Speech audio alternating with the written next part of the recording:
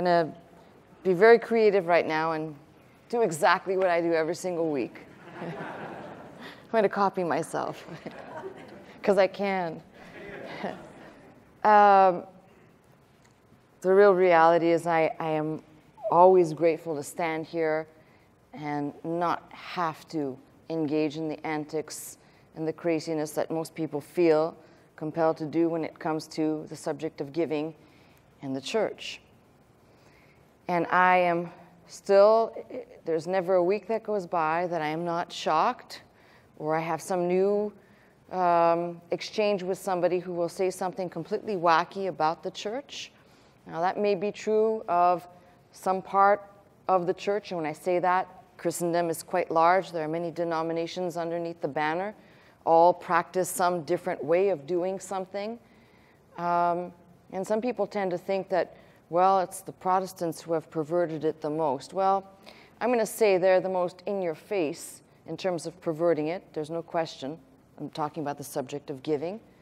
But that perversion and corruption goes as far back as you can trace it in church history. Start at the earliest record, which is Judas, and work your way forward.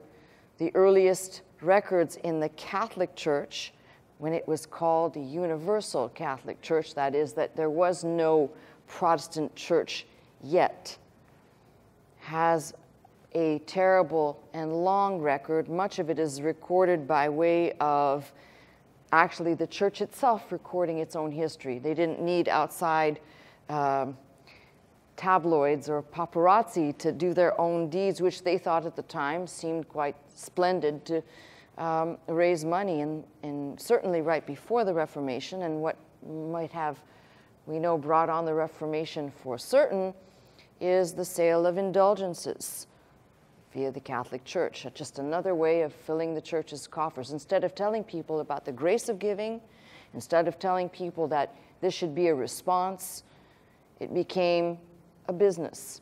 And that has never changed. And I don't know if you can point the finger somewhere in each denomination, but you can trace it all the way back and before Judas actually find witness in the devil who made sure to corrupt the few things that seem to be repeated more often in the Bible. One of them is the table of the Lord, communion, which is always perverted, where people are scared to partake because they've been conditioned that if they do, they're damned, or they haven't been to confession. Therefore, if they haven't been to confession before a priest, they cannot partake of only one of the elements because two, God forbid that you should have both of them.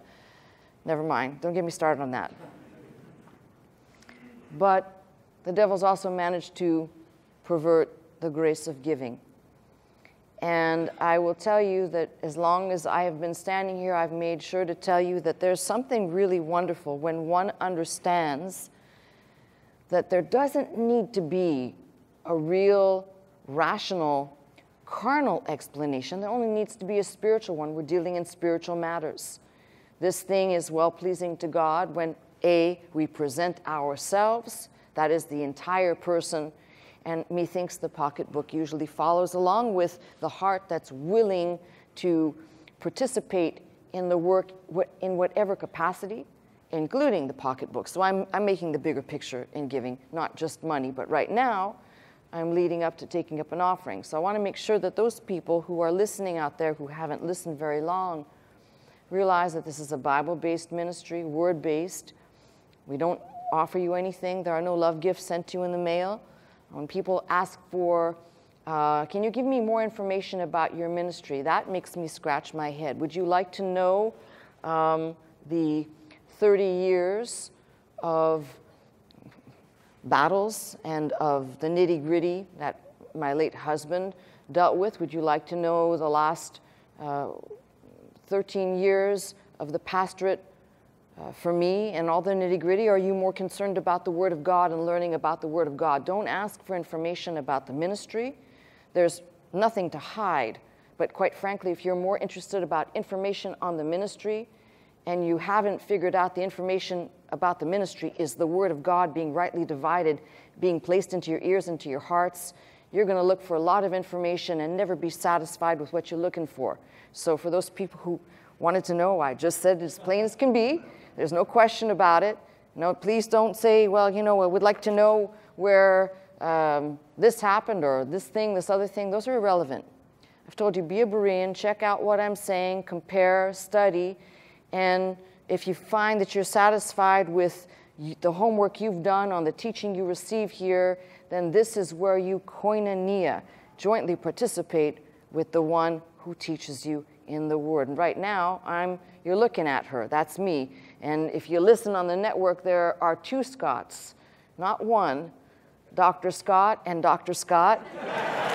but